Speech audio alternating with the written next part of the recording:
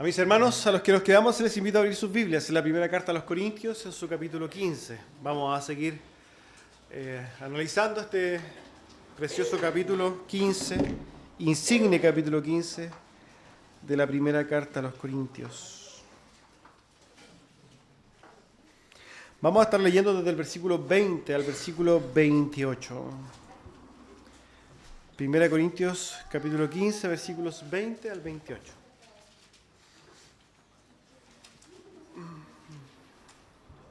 Dice así la palabra del Señor.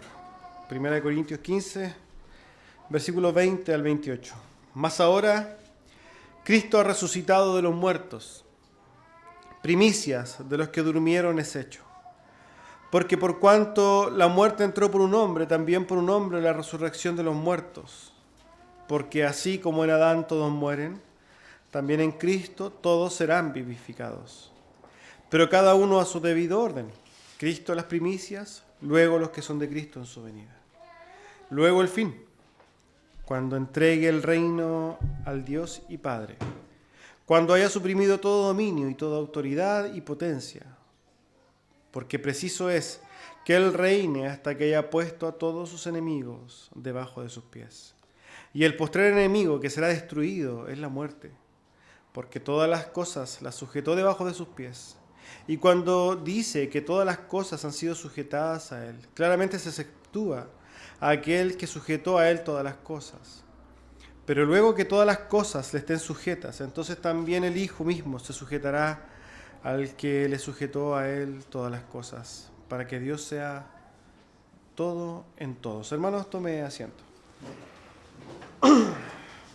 Es un texto el día de hoy, cierto, un poco complejo, ¿no? Al poder leerlo de buenas a primeras tiene algunas complejidades que quizás vamos a tener que explicar el día de hoy. Ahora bien, el título del sermón de hoy es el reinado de Cristo.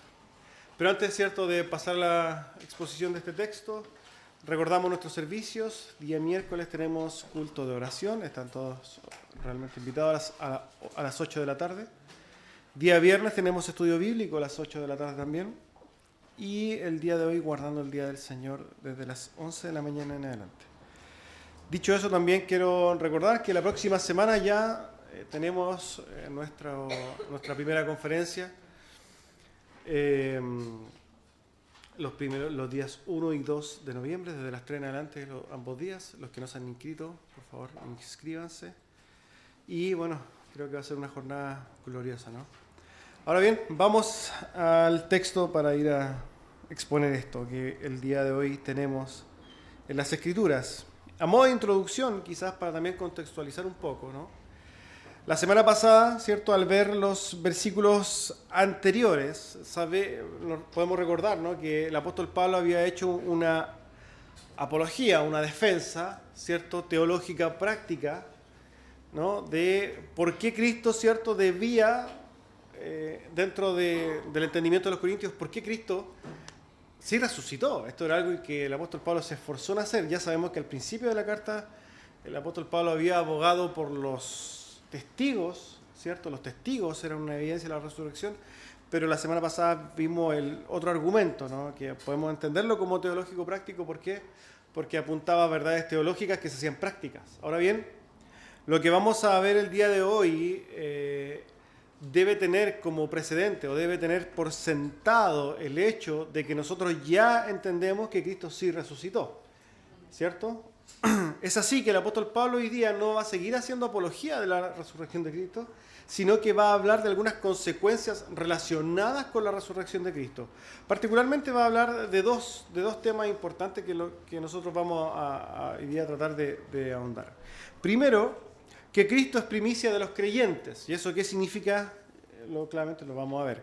Y segundo, entonces, que por medio de la resurrección llegó el reinado de Cristo. ¿Ya? Estos son dos elementos que vamos a tratar de hoy día de dejar sentados por medio de la Escritura. Para eso, entonces, como el texto ya sabemos que es un poquito largo, vamos a ir a ver lo que dice el apóstol Pablo. Versículo 20.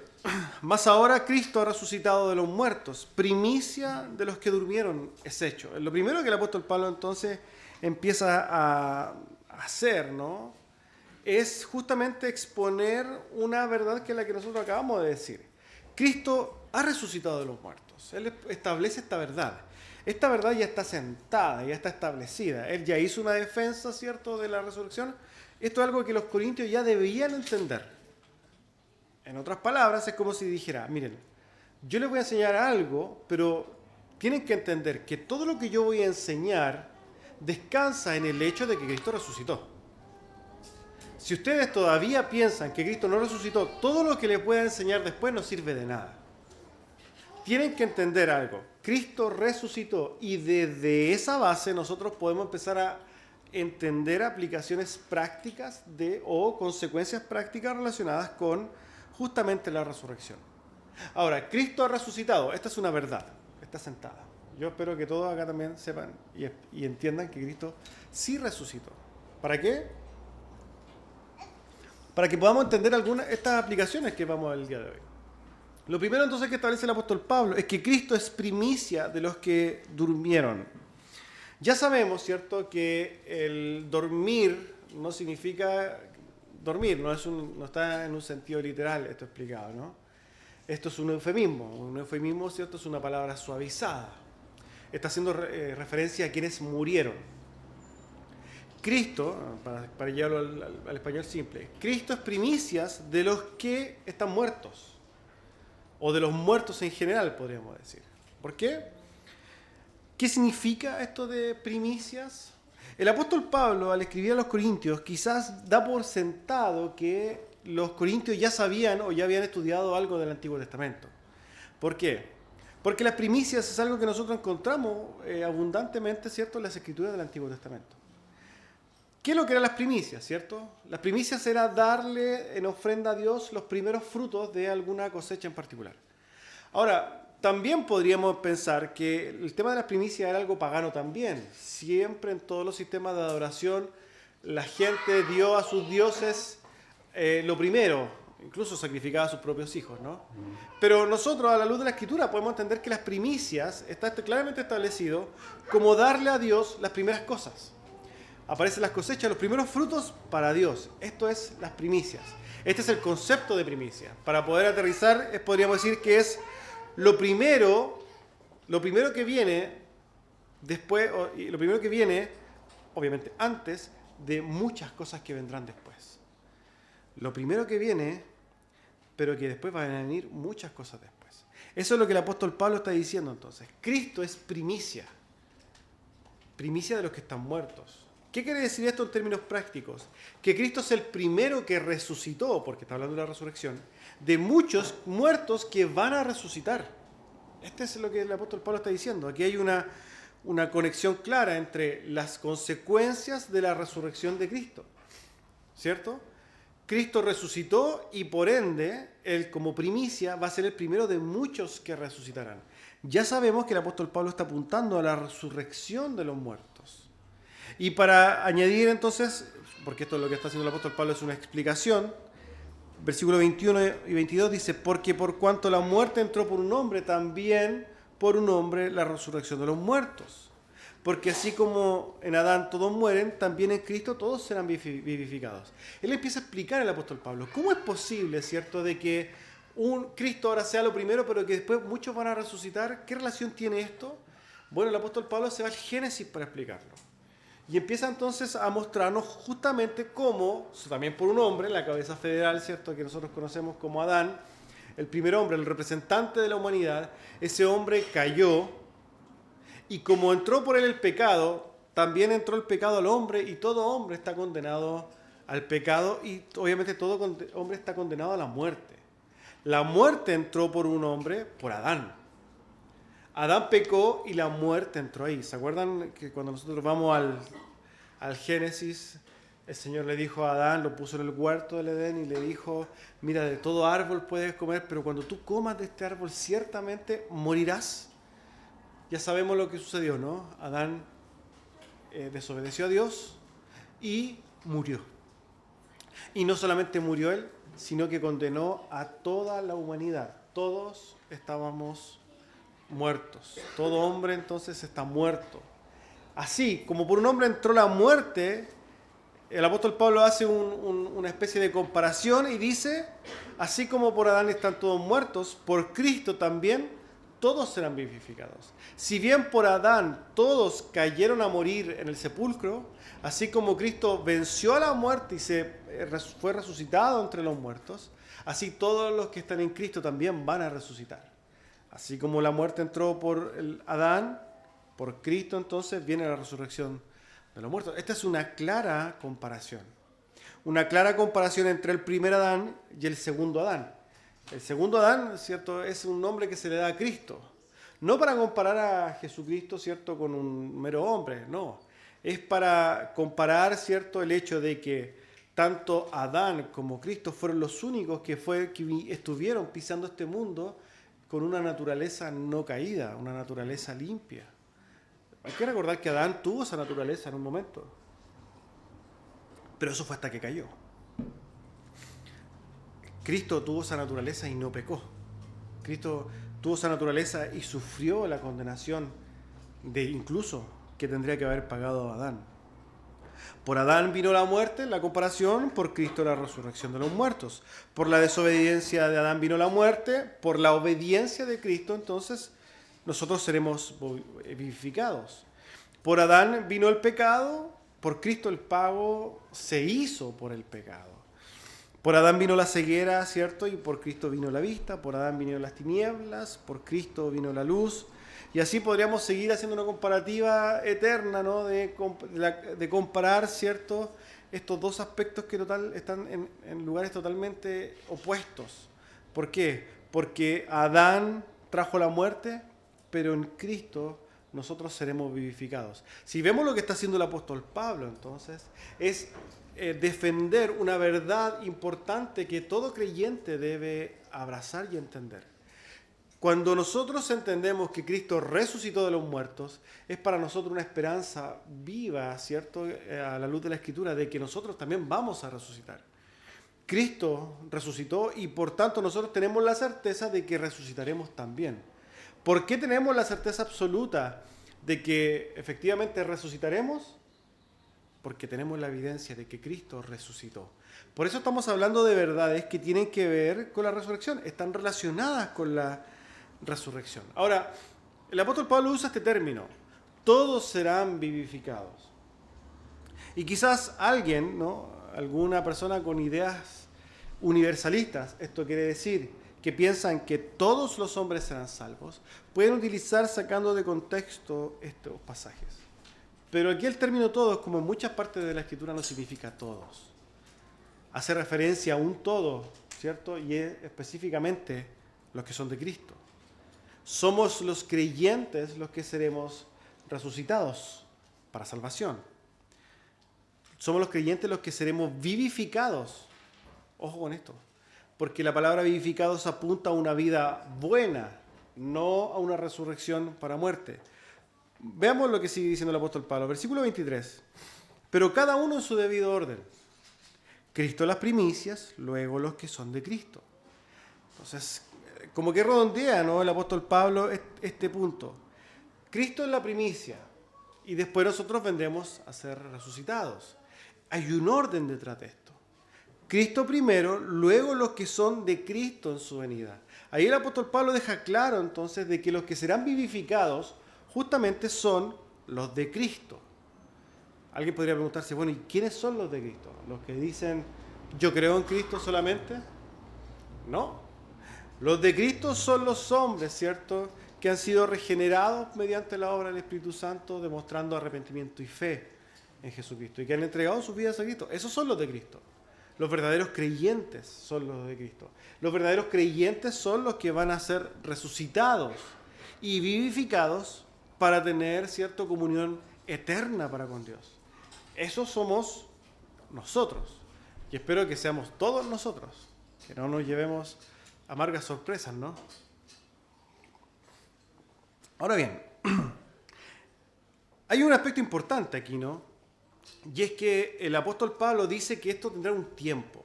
Hay un tiempo en la historia donde esto se va a desarrollar. Porque a la luz de este tema, de que todos resucitaremos en Cristo, ¿no?, el apóstol Pablo dice, bueno, a cualquier persona podría preguntarse, bueno, ¿y cuándo será esto? Porque yo anhelo que la resurrección de los muertos sea ahora, ¿no?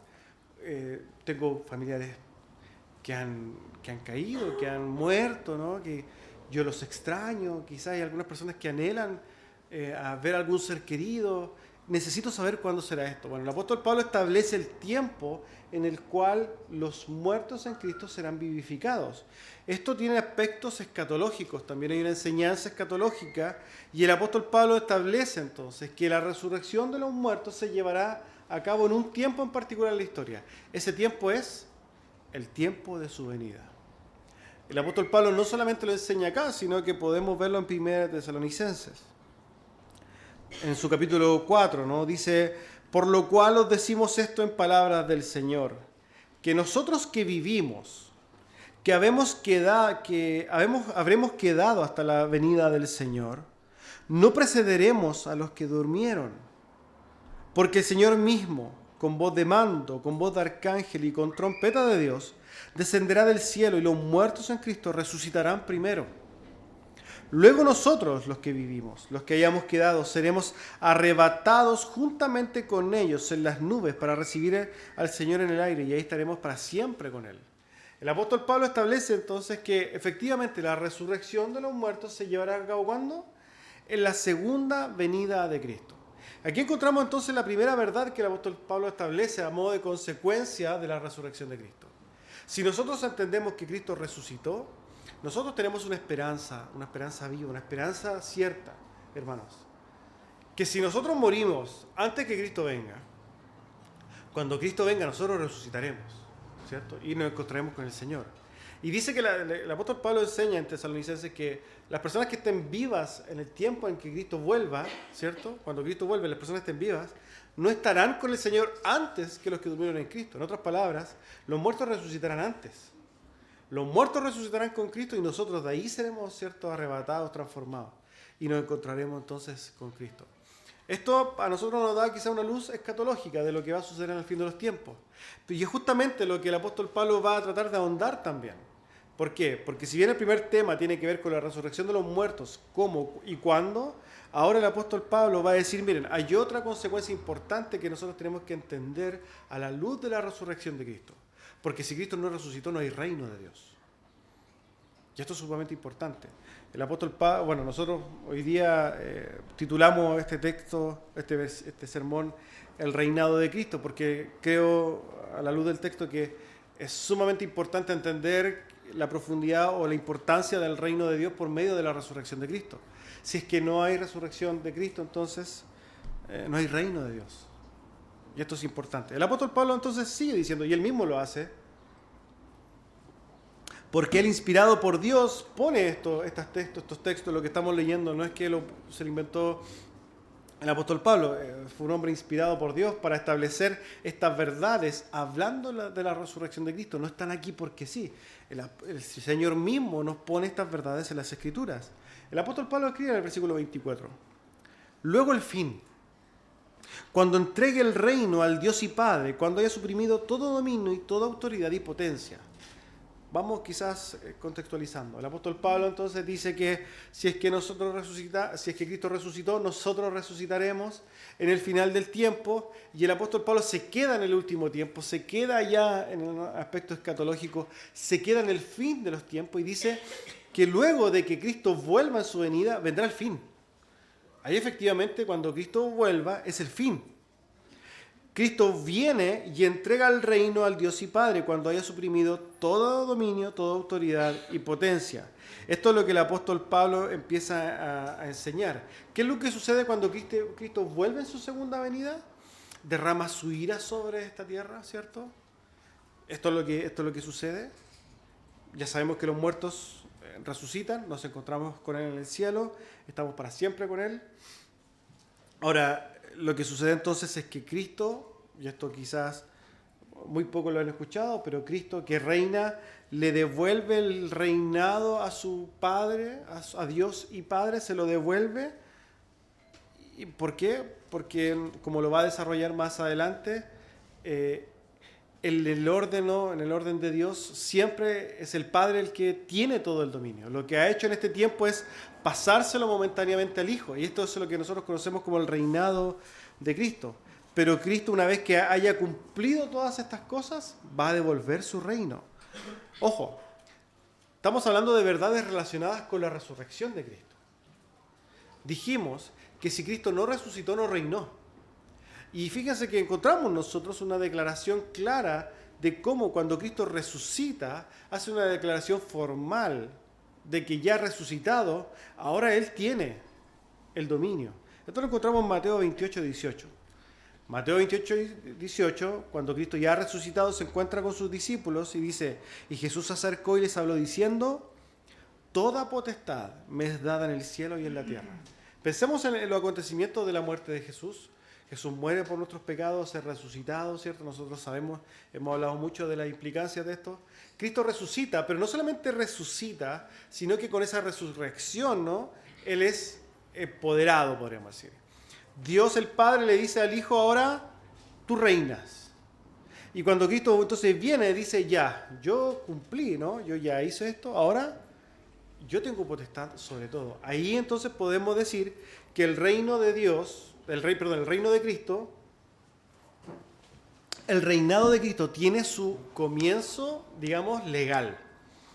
El comienzo, podríamos decir, legal de Cristo comienza luego de su resurrección. El apóstol Pablo continúa diciendo en el versículo 25, porque preciso es que Él reine hasta que haya puesto a todos sus enemigos debajo de sus pies. Aquí encontramos esta sentencia. Fíjense que el apóstol Pablo usa esta conjunción o esta palabra ¿por qué? Apuntando al razonamiento. Es preciso que Cristo gobierne hasta un punto también, hasta que haya puesto, ¿no?, todos sus enemigos bajo sus pies. Nosotros, a la luz de lo que estamos hablando, ¿cierto?, también podríamos decir, ¿cierto?, que hay otra consecuencia, otra relación, ¿no?, entre la resurrección de Cristo y el reinado de Cristo. Y es que si Cristo resucitó, como hemos dicho, no puede haber un rey, porque no puede haber un rey muerto. No existe un rey muerto. Cristo resucitó y es porque Él vive que reina. En otras palabras, nosotros sabemos que cuando decimos Cristo vive es una realidad. No solamente Cristo vive, sino que Cristo vive y reina. Justamente nosotros sabemos eso, ¿por qué? Porque Cristo resucitó. Ahora, no quiero dejar, pasar el hecho de que esto es una doctrina sumamente importante a la luz de la Escritura. ¿Por qué? Porque es el mismo apóstol Pablo que desarrolla esto no solamente con los corintios. El hecho de que Cristo haya muerto, ¿cierto?, haya sido resucitado de los muertos y haya sido empoderado. Esto no es algo como dije que el apóstol Pablo solamente se lo dice a los corintios. Es más, cuando nosotros vamos a Efesios 1 también lo vemos, quizás de una manera más detallada. Miren, Efesios 1, capítulo 1, versículos 15 en adelante, en palabra del mismo apóstol Pablo. El apóstol Pablo, escribiendo a los Efesios, les dice, por esta causa también yo, habiendo oído de vuestra fe en el Señor Jesús y de vuestro amor para con todos los santos, no ceso de dar gracias por vosotros, haciendo memoria de vosotros en mis oraciones, para que el Dios de nuestro Señor Jesucristo, el Padre de gloria, os dé espíritu de sabiduría y de revelación en el conocimiento de Él, alumbrando los ojos de vuestro entendimiento, para que sepáis cuál es la esperanza a que Él os ha llamado, y cuál es la riqueza de la gloria de su herencia en los santos, y cuál la supereminente grandeza de su poder para con nosotros, los que creemos según la operación del poder de su fuerza. Y fíjense lo que dice aquí. La cual operó en Cristo, la fuerza, el poder de Dios, la cual operó en Cristo resucitándole de los muertos y sentándole a su diestra en los lugares celestiales, sobre todo principado y autoridad, y poder y señorío, y sobre todo nombre que se nombra, no solo en este siglo, sino también en el venidero. Y sometió todas las cosas bajo sus pies, y lo dio por cabeza sobre todas las cosas a la iglesia, la cual es su cuerpo, la plenitud de aquel que lo llena todo en todo. Vemos como, hermanos, entonces, este aspecto, podríamos decir incluso cronológico, de la obra de Cristo, el hecho de que haya muerto, haya sido resucitado por el Dios y puesto en poder y en reinado. Es algo importante en la Escritura porque así se nos revela en la Escritura. El hecho de que Cristo, por medio de la resurrección, netamente, entonces, reina. Cristo reina, y esto es una verdad que nosotros entendemos solamente a la luz de entender que Cristo resucitó. Si nosotros estamos planteando en cuestionar la resurrección de Cristo, entonces nosotros estamos mal, estamos perdidos. Ahora, no hay que olvidar, y tampoco hay que obviar algo muy importante, y es que el apóstol Pablo aquí está haciendo una cita del Antiguo Testamento. El apóstol Pablo está citando el Salmo 110. En el Salmo 110, el versículo 1 dice, así dice el Señor. Así dijo el Señor a mi Señor, siéntate a mi derecha hasta que ponga a tus enemigos por estrado de tus pies. En este Salmo, David muestra a Dios hablándole a su hijo, ¿cierto? Es un texto confuso, ¿no? De hecho, los fariseos no entendían por qué el Señor le dijo a mi Señor. Esto es algo importante. Habla claramente de la Trinidad de Dios, básicamente de la economía de Dios, el Padre hablándole al Hijo, diciéndole entonces, siéntate a mi lado hasta que ponga a tus enemigos por estrado de tus pies. Claramente, en este Salmo, nosotros encontramos la misma verdad enseñada por el apóstol Pablo. Incluso, lo que está haciendo el apóstol Pablo justamente es lo que está hablando, está respaldado por las Escrituras. Porque las Escrituras en el Antiguo Testamento nos muestran esto. Justamente entonces, es necesario que Cristo reine y que todas las cosas sean puestas por debajo de sus pies. El apóstol Pablo incluye, versículo 26, dice, el postrer enemigo también será destruido, que es la muerte. La muerte, si ustedes se fijan, aquí es descrito como una especie de persona, o una especie de enemigo, un ser, un ente, no sé. Es descrito como alguien que tiene, no sé, que es tangible, ¿no? Que se puede tocar, que puede ser destruido. No como un hecho, siendo lo que es. La muerte es un hecho, de hecho es una consecuencia. La muerte es la consecuencia, es el pago por el pecado. Y es un enemigo ciertamente poderoso. De hecho, si nosotros pensamos de nosotros, ¿no? ¿Quién puede vencer la muerte? Nadie. ¿O qué humano ha podido vencer la muerte fuera de Cristo? Nadie. Hoy día vemos gente congelándose o haciéndose tratamientos que quiere ser inmortal. No, hermano. El hombre va a morir. El hombre, de hecho, ya está muerto espiritualmente. Derechamente es la realidad. El hombre ha muerto y la muerte como tal tiene un tremendo poder. Ligado, obviamente, de la mano con el pecado. La muerte con el pecado están estrechamente relacionados. Por cuanto hay pecado, hay muerte. Ahora, esto claramente es una forma figurada de referirse a la muerte, como un enemigo de Dios. ¿Por qué? Porque como la muerte está relacionada con el pecado y el pecado es anti-Dios, ¿cierto? Se transforma obviamente en un enemigo de Dios. Pero el Señor establece aquí entonces que incluso cuando Cristo reine y todas las cosas sean puestas bajo sus pies, Él ejercerá dominio sobre todas las cosas, tendrá potestad sobre absolutamente todo, e incluida la muerte. En otras palabras, si nosotros entendemos que está hablando de la resurrección de los muertos, está diciendo, la muerte ya no tendrá dominio sobre nosotros. Esto también para nosotros es tremenda esperanza, hermanos. ¿Por qué? Porque nosotros vivimos, ¿cierto?, en estas vidas tan cortas, se nos pasan los años muy rápido, los tiempos no se ven, ¿cierto? De hecho, la Escritura dice, ¿no?, que la vida del hombre es como la flor del campo, ¿no? Pasa todo muy rápido. Muchas veces pensamos, ¿y qué será de mí mañana? Pero tenemos en la Escritura un precioso consuelo, y es que nosotros tenemos vida eterna. ¿Por qué? Porque la muerte no estará sobre nosotros. Cuando sea la consumación de las cosas y nosotros seamos resucitados, nunca más moriremos. ¿Cómo explicarlo? ¿Cómo entender la eternidad? ¿Cómo entender estos conceptos? Básicamente en nuestras mentes no entra, ¿no? Pero sí tenemos esta certeza en las Escrituras, que seremos resucitados para tener una eterna comunión con Dios. Fíjense lo que dice Apocalipsis 21, hablando del tiempo de la resurrección, de la muerte, de la vida eterna.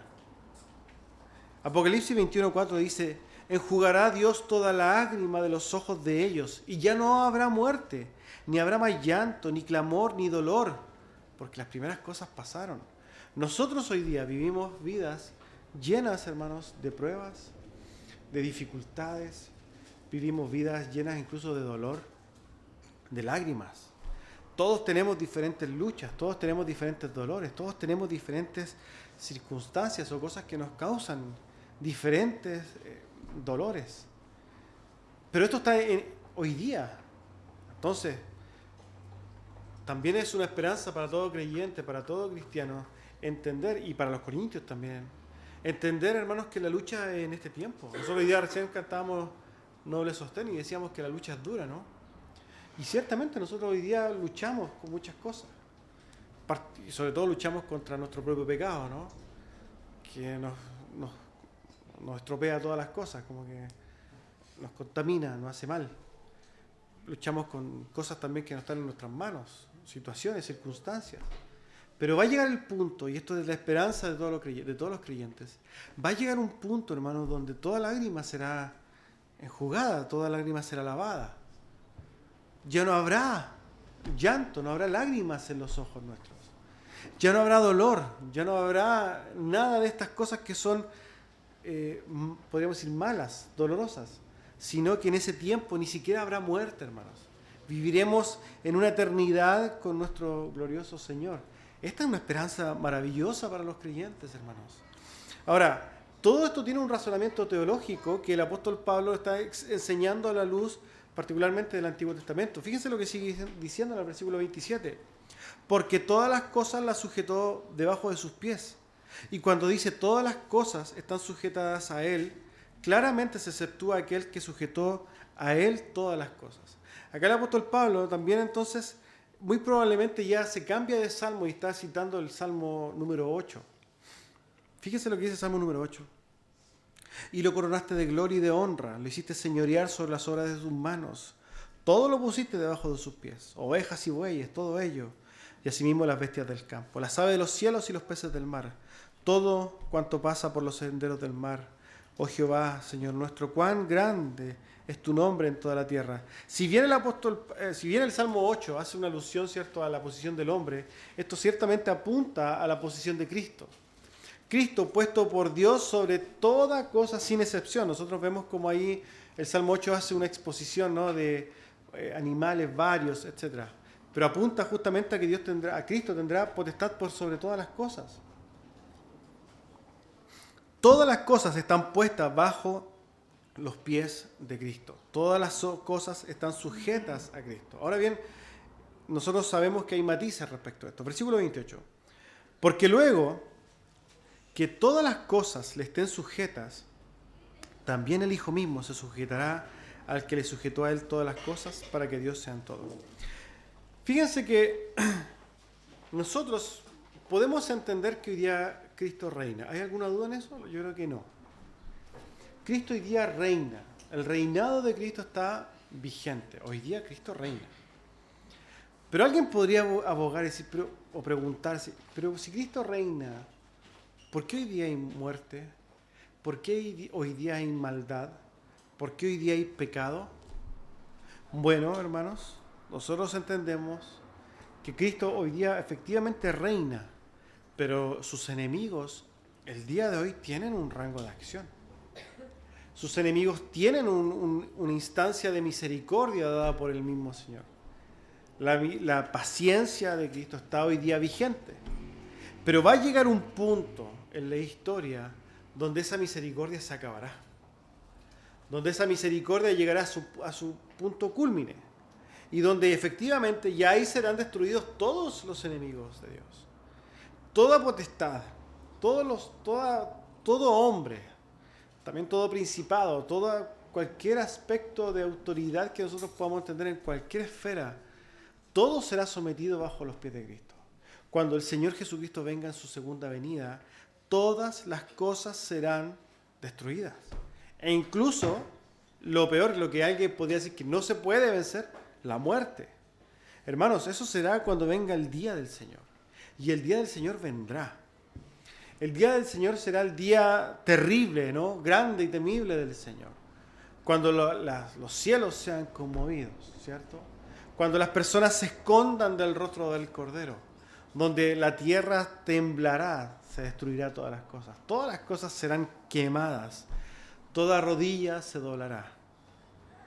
Ya sabemos nosotros, hermanos, que cuando decimos, la Biblia dice que toda rodilla se doblará, es porque un hecho real, ¿no? En el sentido de que a la luz de la gloria del Cordero nadie podrá estar de pie.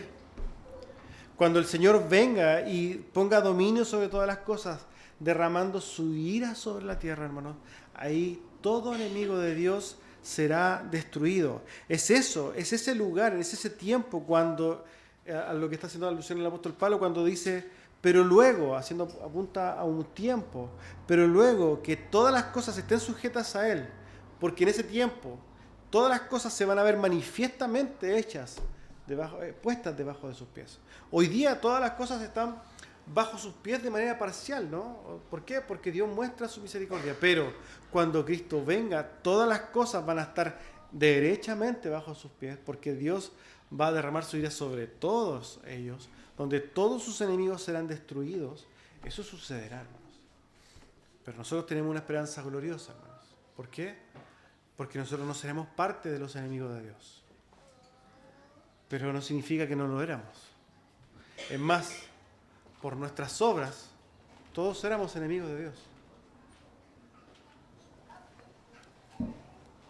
Por nuestra naturaleza propia, todos éramos enemigos de Dios. La Escritura nos dice, nos describe a nosotros, ¿cierto? Hablando de la misericordia de Dios, que éramos enemigos de Dios.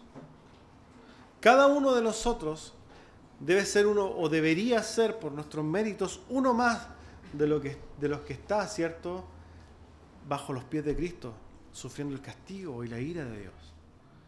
Pero henos acá, henos aquí, ¿no?, recibiendo la misericordia de un Dios que es insondablemente misericordioso y que nos ha llamado para ser resucitados en gloria con Él.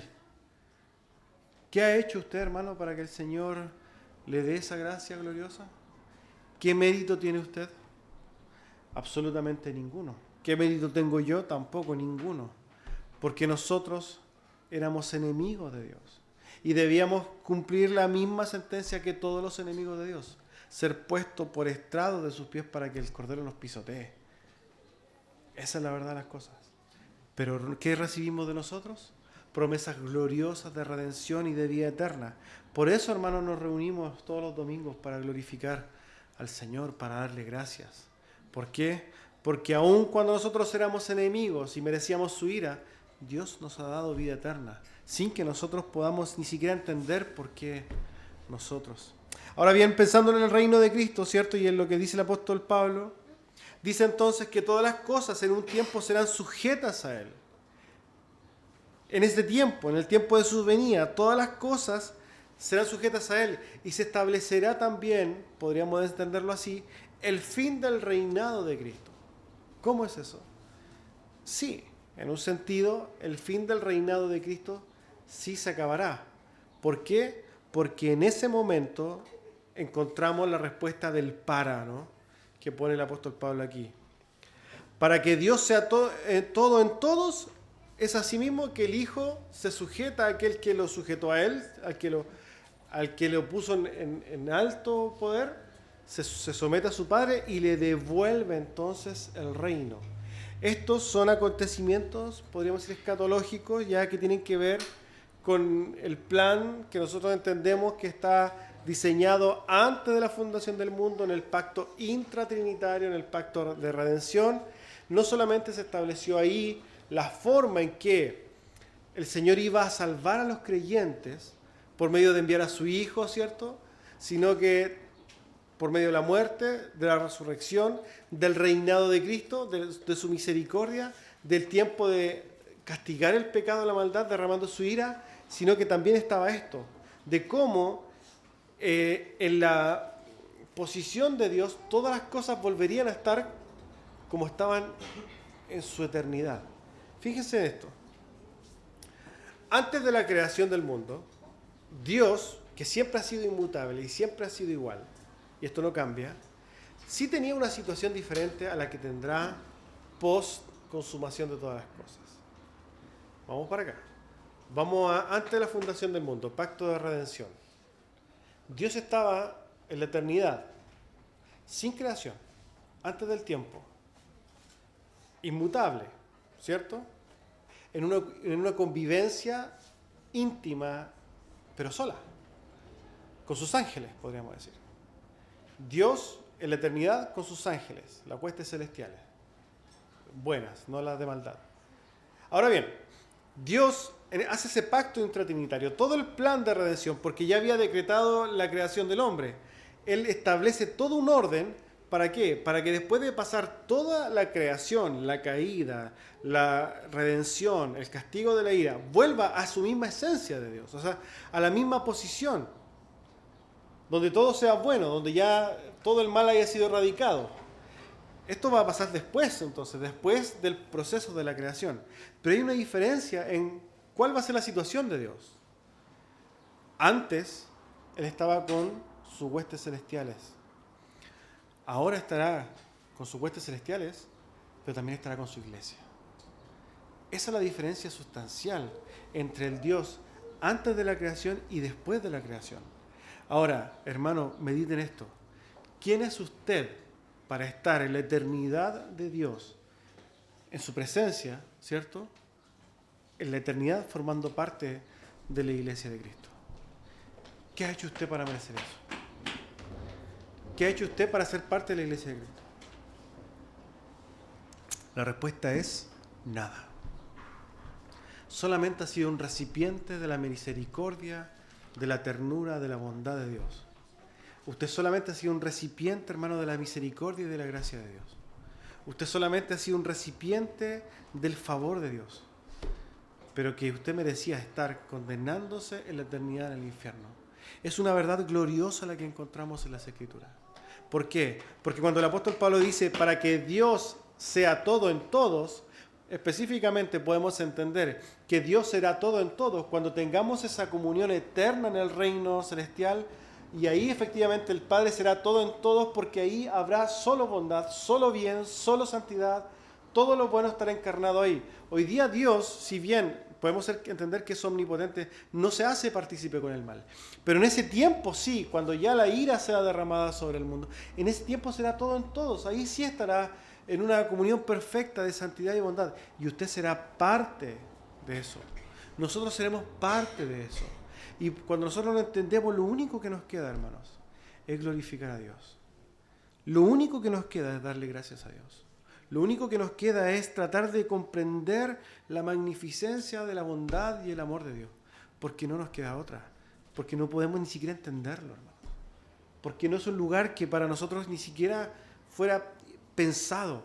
Pero lo tenemos, y esa es la esperanza que nosotros tenemos como creyentes. Hoy día, hermanos, nosotros vivimos vidas quizás difíciles, quizás llenas de pruebas, de cosas. Pero hermanos, pongamos los ojos en ese tiempo. Y en ese tiempo, hermanos, toda lágrima se jugará. No habrá muerte, no habrá más llanto ni dolor. Sino que, hermanos, tendremos al Señor siendo parte de todo en todos.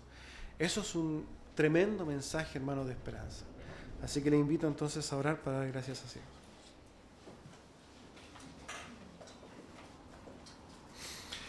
Padre Celestial, queremos agradecerle, Señor, en primer lugar por su palabra. Gracias, Señor, por su bondad, por su amor, Señor, por su ternura, por su paciencia, por ser tan benevolente, Señor, y misericordioso con nosotros, por su gracia gloriosa, por darnos no solamente la posición de santos, Señor, perdonándonos de nuestras culpas, dándonos, Señor, esperanza en un mundo caído, sino que más aún mostrando, Señor, que nosotros no hemos hecho nada para poder ser salvos, sino que solamente somos recipientes de su amor. Rogamos que esto realmente condicione ciertamente nuestras vidas día a día, para que podamos poner nuestros miembros en sacrificio vivo para su gloria, con entendimiento, amado Dios, para que podamos gozarnos en la esperanza venidera, para que podamos también nosotros poner todas nuestras energías, Señor, y nuestra vida en pos de la proclamación del Evangelio y de sus verdades. Gracias le damos a usted en el nombre de Jesús. Amén.